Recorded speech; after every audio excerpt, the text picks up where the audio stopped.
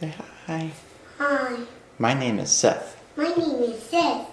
And today we are recording. Today recording. Okay. Okay. Bye. Alright, today's day one. Today's day one where we are home from school and home from church because everything is shut down.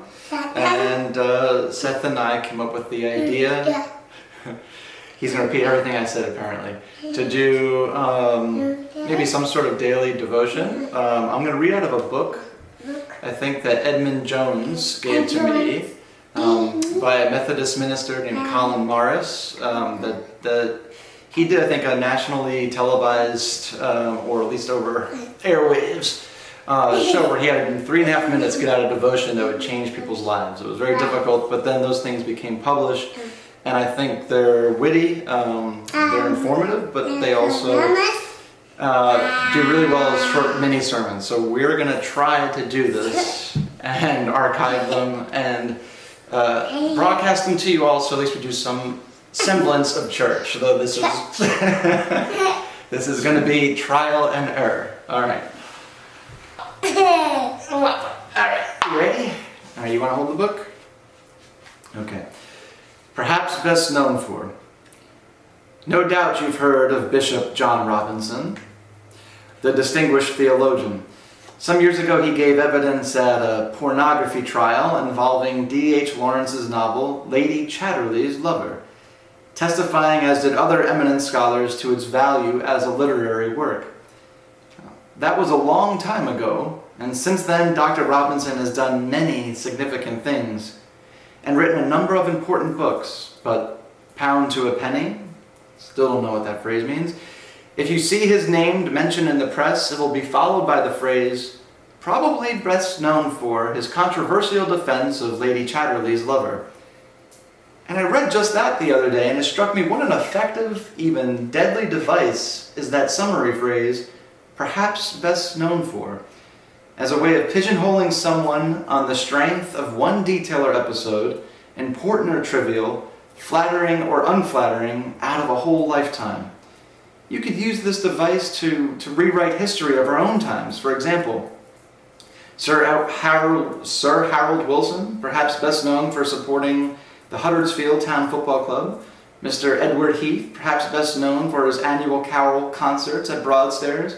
Mr. David Steele, perhaps best known as an occasional presenter of BBC's Songs of Praise.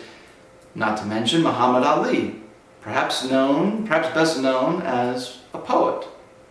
Jeffrey Boycott, perhaps best known as a pigeon fancier. Frankie Howard, perhaps best known as a Shakespearean actor.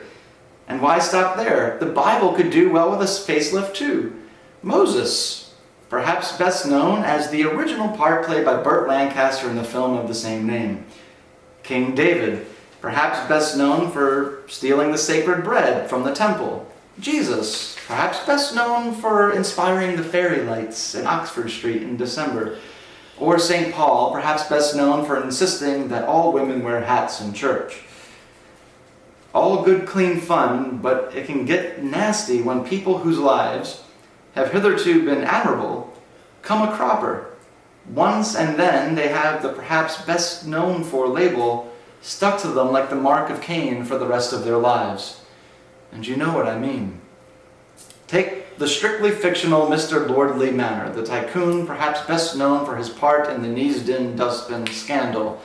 The Neasden Dustbin Scandal, is that the sum and tally of his life, of a life? Did he not serve his country and his community honorably and well? Was he not a generous neighbor, a good husband, a loving father? Before that regrettable episode, did he not live a totally blameless life, and has he not done so since? Oh, sure, but these are not the things for which he is perhaps best known. This prompts the reflection that maybe our society would be healthier and more humane if we took greater account of the things for which some people are perhaps least known. Take the disc jockey who is perhaps least known for his voluntary work as a hospital porter, or the very prominent politician who is perhaps least known for adopting not one, but 2 mentally handicapped children. Or Or take the so-called TV playboy, who is perhaps least known for the time and money he expends on the rehabilitation of young offenders. You know what I mean. You don't? Well, not to worry. It is for the things you have done in secret that you will be finally judged and rewarded openly. That's one of the profound sayings of Jesus, who is perhaps least known as the champion of those who are perhaps best known for having fallen flat on their faces, and who seek only the chance to be judged also by some of the things for which they too... Don't be judged. Don't be judged, that's right.